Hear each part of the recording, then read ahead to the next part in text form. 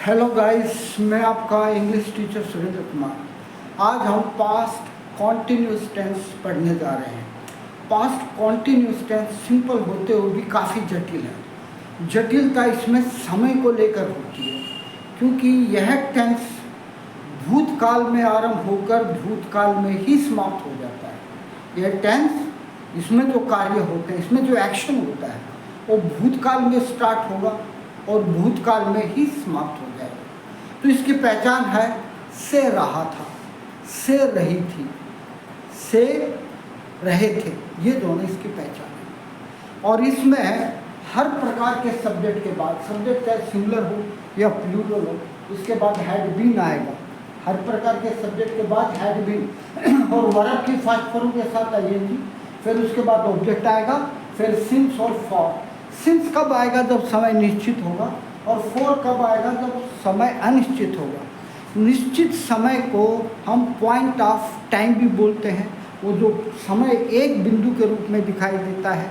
अनिश्चित समय को पीरियड ऑफ टाइम भी बोलते हैं, जो हमें फैला हुआ दिखाई देता है। अब ये तो थी, मैंने पहचान बताई आपको कि से रहा था, से रही थी, से रहे थे। ये तो ट्रांसलेशन की पहचान है। लेकिन हम बोलचाल में कैसे सीखेंगे? बोलचाल में तो हमें सीधा बात करनी पड़ती है, तो उसमें रहा था, रहे थे, ये तो नहीं ढूंढेंगे ना। तो कोई कार्य हम ऐसा बता रहे हैं जो भूतकाल में आरंभ हुआ और भूतकाल में ही समाप्त हो गया, तो उसको बताने के लिए हम इस टेंस का प्रयोग करेंगे। जैसे मैं 10 साल से इस स्कूल में पढ़ा रहा था, समझ ना। तो मैं बता रहा था निश्चित समय और अनिश्चित समय। निश्चित समय को पॉइंट ऑफ टाइम बोलते हैं। तो निश्चित समय में क्या आता है? पहले सन दे रखा हो, जैसे कि सन 1945, सन 2005, सन 2025 एक्सेट्रा। महीनों के नाम दे रखे हों, जैसे कि जनवरी, फरवरी, मार्च, अप्रैल एक्सेट्रा। और सप्ताह के दिनों के नाम हो, Sunday, Monday, Tuesday, Wednesday, morning, evening, noon, afternoon, night, midnight, ये दे रखी हो। या टुडे, यस्टरडे, टुमारो, है ना, क्या दे रखा हो? टुडे दे रखा हो, यस्टरडे दे रखा हो, टुमारो दे रखा हो, डे बिफोर यस्टरडे दे रखा हो, डे आफ्टर टुमारो, ये परसों के लिए। और चाइल्डहुड, ये भी निश्चित समय में आता है, अर्थात पॉइंट ऑफ टाइम। और व्हेन या देन, ये भी निश्चित समय में आता है। और यदि आपको ये समय दिखाई दे, ये समय दिखाई दे, से ये दिन, इन दिनों से आपने कोई कार्य आरंभ किया था भूतकाल का और भूतकाल में खत्म हो गया, तो पास्ट परफेक्ट कॉन्टिन्यूस टेंस आएगा, समझे ना। अब आता है इसमें अनिश्चित समय। अनिश्चित समय में क्या होता है? सालों, महीनों, दिनों, सप्ताहों के साथ संख्या दे रखी हो। संख्या कैसे? जैसे कि 2 साल से, जैसे कि 2 दिन से, 5 सप्ताह से, ठीक है ना। और कई साल से, कई साल भी, कई दिनों से, ये भी अनिश्चित समय में आता है। ऐसे ही काफ़ी समय से, काफ़ी दूर से, काफ़ी समय और या काफ़ी देर के लिए क्या लिखेंगे? Long time. और लॉन्ग टाइम से पहले क्या आएगा? फॉर। और ऐसे ही थोड़ी देर से, कुछ समय से, फॉर ए वाइल या फॉर ए लिटिल वाइल भी आप बोल सकते हैं। तो मेरे विचार से आपको निश्चित और अनिश्चित समय क्या होता है अच्छी तरह से पता लग गया होगा। एक बार इसको अच्छी तरह से देख लो, और आप चाहे तो इसकी स्क्रीनशॉट भी ले सकते हो, क्योंकि मैं इरेज करने वाला हूँ। और मैं आपको बता दूँ कि भाई आगे बढ़ने से प्लीज़ मेरे चैनल को लाइक करें, सब्सक्राइब करें, शेयर करें। मैं तो आपका अपना देसी टीचर हूँ, ठीक है ना। जैसा भी आता है मैं सिंपल वर्ड्स में आपको बहुत अच्छी इंग्लिश समझाऊंगा, ठीक है ना। और आपको इंग्लिश में निश्चित रूप से परफेक्ट होंगे। लेकिन परफेक्ट होने के लिए ज़रूरी है भाई आपस में बात करें। जिसे भी टूटी फूटी इंग्लिश आवत हमने बात करा करो। बात करने से मत शर्माया करो। उस आदमी के साथ बातें नहीं करनी जो थारी बातें ना काट दे कि भाई आड़ा तो वाज आओगा, अरे नहीं। भाषा का मतलब ये बिल्कुल नहीं होता कि वाज आएगा या वर आएगा। भाषा का मतलब ये होता है कि मैं बोल रहा हूँ और आपको समझ में आ रहा है। वह संपूर्ण, पूर्ण तरह से शुद्ध भाषा है, समझ गया ना। तो इससे आगे बढ़ूँ तो मैं इसको थोड़ा सा इरेज कर देता हूँ, ठीक है। और आप दोनों ने ये निश्चित कर लें कि आपको आपस में दोस्तों के साथ मिलकर अभ्यास करना है। भाई कोई भी भाषा अभ्यास से ही आती है। हमें जो तो अपनी देसी भाषा बतलाओ वहाँ, या हिंदी हमने स्टार्ट करी, हिंदी पढ़नी शुरू करी, तो भाई ये माँ के पेट से सीख के नहीं आए थे, या फिर हमने कोई ग्रामर लेकर नहीं पढ़ी थी। ये कैसे सीखा? ये भाई हमने आपस में बोलचाल, अपनी हमारी दादी के ऊपर बोला करती, हमारी बुआ के ऊपर बोला करती, हमारा दादा के ऊपर बोला करता, मामा नाना के ऊपर बोला करता, हम उनसे सीखा है। ठीक है ना। अब आगे सेंटेंस बना रहा हूं मैं। तो पहला सेंटेंस है, वह कई महीनों से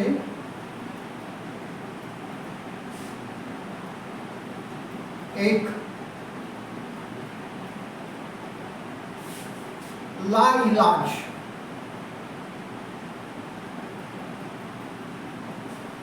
बीमारी से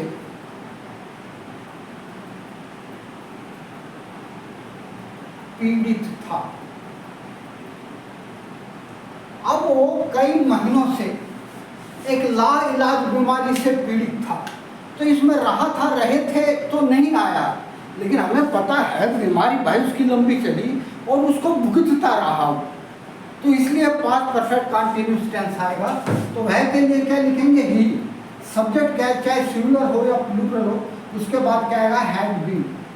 ही हैड बीन। अब बीमारी से पीड़ित होने के लिए, ठीक है ना, हम क्या लिखते हैं? सफर। SUFFER, सफर, और उसके साथ आएंगे सफरिंग। और किसी भी बीमारी से सफर करेगा कोई आदमी, तो सफर के बाद फॉर का प्रयोग होगा। तो ये had been suffering from an अनक्योरेबल,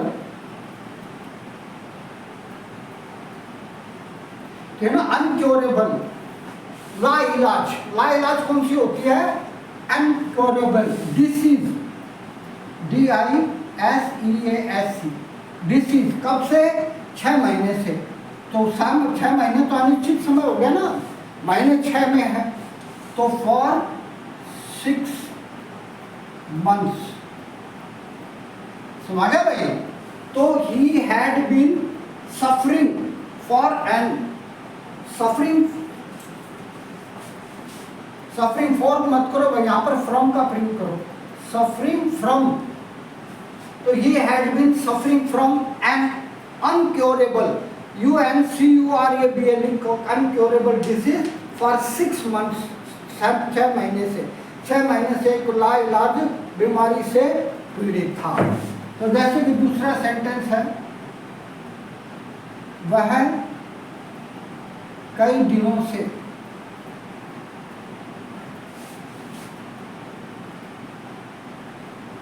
मेरा पीछा कर रहा था। वह कई दिनों से मेरा पीछा कर रहा था, पता नहीं क्यों कर रहा था, तो ये ना उसकी नीयत अच्छी नहीं थी। तो कैसे लिखेंगे? वह के लिए तो ही लिखेंगे क्योंकि ये आदमी है।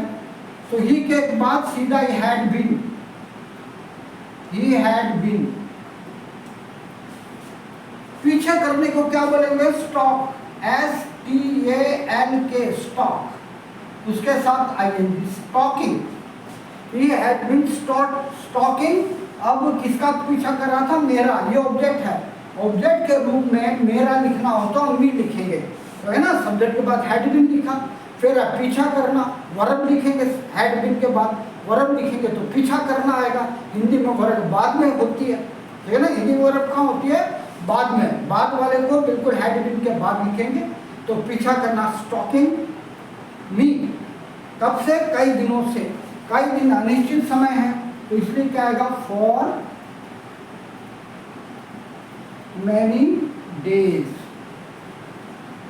ठीक है ना। तो he had been stalking me for many days, वह कई दिनों से मेरा पीछा कर रहा था। समझ गए ना भाई? आराम से समझो, कोई जो होना तगादा नहीं है। और आपस में बोलचाल बहुत जरूरी है भाई। आपस में दोस्तों के साथ बात करो, अपने पोता पोतियों के साथ बात करो, लड़के लड़कियों के साथ बात करो, बहनों के साथ बात करो, इंग्लिश, और ऐसे ही जो होना आती है। तो जैसे कि तीसरा सेंटेंस है, आज प्रातः से बूंदाबांदी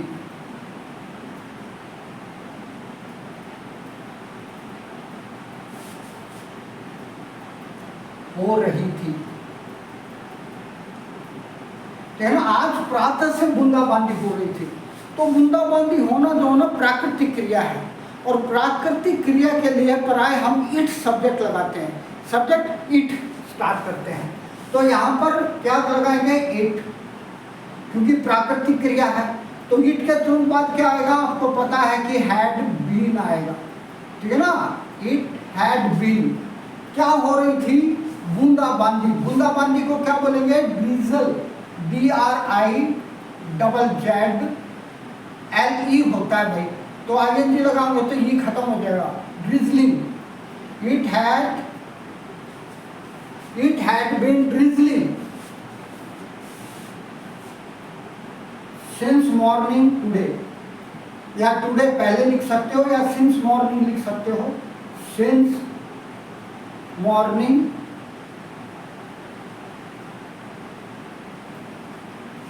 टुडे। अब मॉर्निंग जो है ना छोटा समय है, टुडे, और दिन जो है ना बड़ा समय है। तो इंग्लिश में क्या करें, सिंस के बाद छोटा समय पहले और बड़े को बाद में लिखें। तो it had been drizzling since morning today, आज प्रातः से बूंदाबांदी हो रही थी। किसी भी शब्द को बार बार सुनो, दिमाग में वैसे ही जम जाता है, और बार बार बोलो, ठीक है ना। तो जैसे कि 2 घंटे से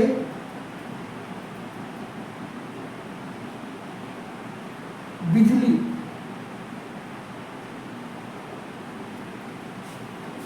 चमक रही थी।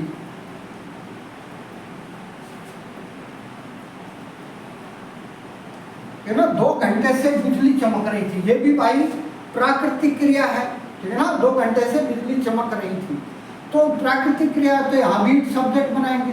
तो इट के बाद क्या आएगा, सीधा ही हैड बीन आएगा, इट हैड बीन। और हैड बीन के तुरंत बाद क्या लगाएंगे हम, वर्ब लगाएंगे। वर्ब जो है ना हिंदी के वाक्य के अंत में होती है, और इंग्लिश में हेल्पिंग वर्ब के तुरंत बाद आती है। तो बिजली चमकने को क्या बोलते हैं भाई, बताओ, LIGHTN, लाइटन होता है। कैसे बोलेंगे, इट हैड बीन लाइटन, उसके साथ ING लगाएंगे, lightning, it has been lightning. अब घंटे हो ना, बजे हो तो निश्चित समय होता है, घंटे हो तो अनिश्चित समय होता है। Lightning for 2 hours, HOURS, it had been lightning, LIGHTN आएगा, ING फॉर 2 hours, ठीक है ना। और ऊपर वाले में क्या था, it had been drizzling, drizzle means क्या होता है, बूंदाबांदी होना, सिंस मॉर्निंग टुडे। समझ गया आपको। तो इन्हीं वाक्यों को आप दोहराएं मन में, ठीक है ना, और अपने भाई बहनों को सुनाएं कि भाई जो प्राकृतिक क्रिया हो तो इट सब्जेक्ट बनाएंगे, और जो भी सेंटेंस बनाते हैं तो हेल्पिंग वर्ब के तुरंत बाद हिंदी में इंग्लिश में वर्ब आती है, ठीक है ना। तो जैसे कि मैं तब से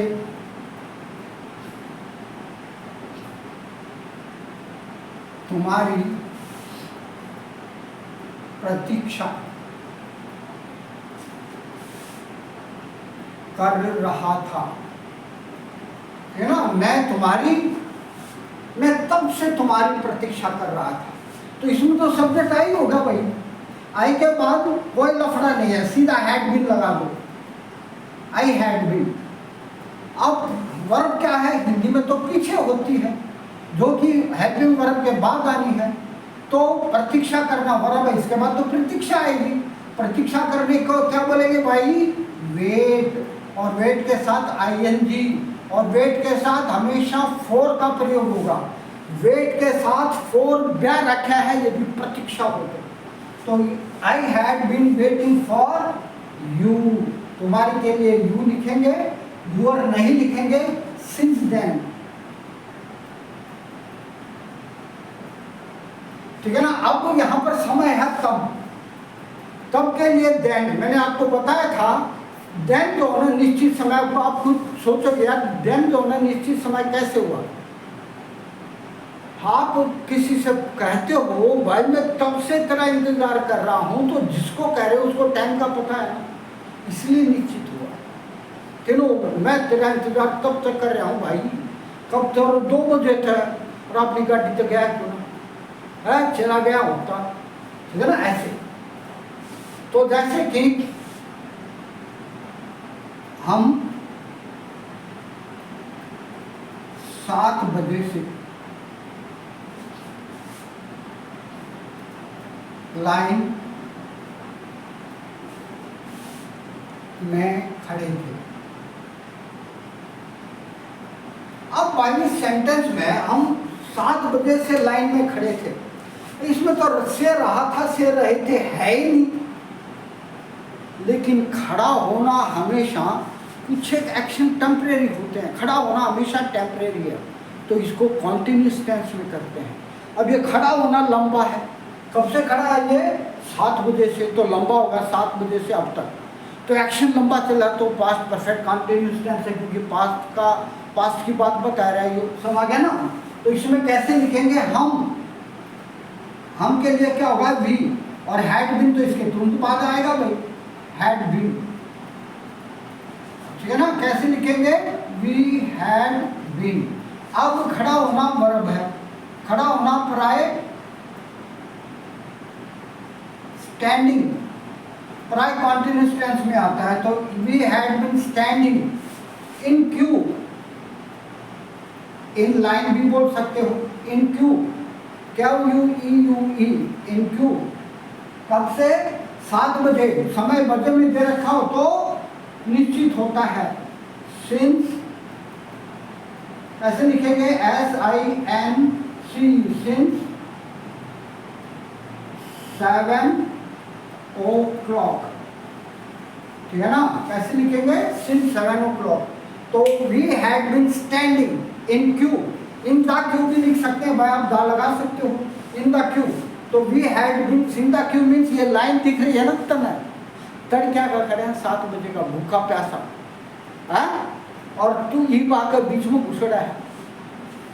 तो we had been standing in the queue means ये वाली लाइन, सिंस 7 o'clock। समझ गए ना।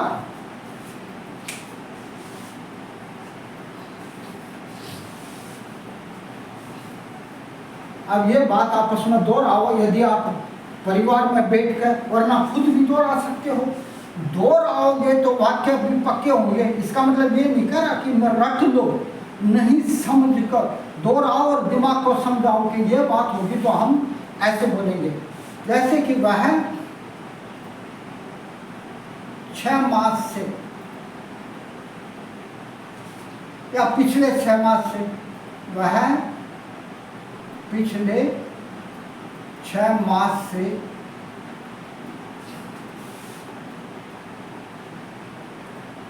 अपनी लड़की के लिए लड़का तलाश कर रहा था।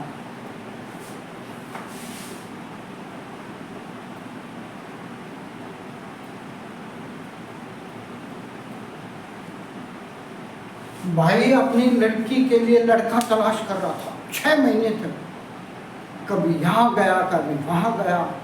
अब उसकी तलाश खत्म हो गई, उसको मिल गया, बढ़िया सब छोड़ा। ठीक है ना। तो अब इसको कैसे लिखेंगे, वह के लिए ही आएगा भाई, और ही के तुरंत बाद क्या लिखेंगे भाई, हैड बीन। सिंपल है ना, ही हैड बीन। अब तलाशना जो होना वर्ब है, तलाशना क्या होगी, सर्चिंग, SEARCHING, सर्चिंग। क्या सर्च कर रहा था,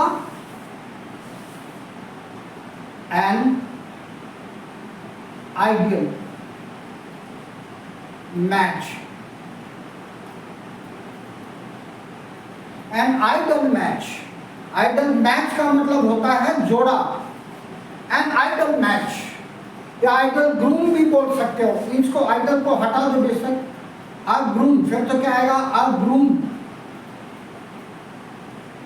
एक दूल्हा तलाश कर रहा था, तो कैसे लिख सकते, he had been searching a groom, he had been searching an idol match, किसके लिए, for his daughter।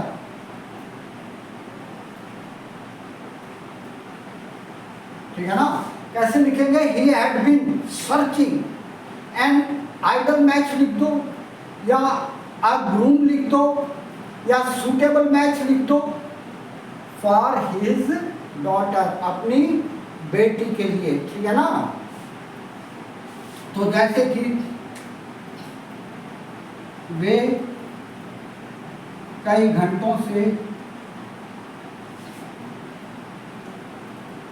मंत्रों का, इसको मिटा ही दूँ भाई, फिर आता है छोटी रह जा, फिर छोटी रहेगी तो मज़ा नहीं आएगा, मैं ऊपर लिख दूँ, मिटा दूँ इसमें, समझ गया ना।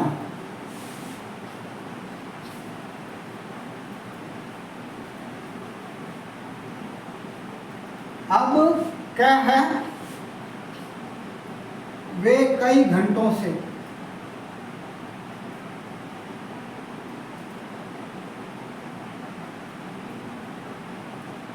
मंत्रों का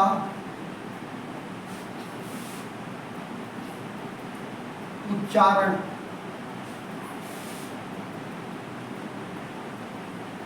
कर रहे थे, वे कई घंटों से मंत्रों का उच्चारण कर रहे थे। तो वे है ना, वे के लिए क्या लिखेंगे, दे, और बाय हैड बीन तो उसके तुरंत बाद आएगा।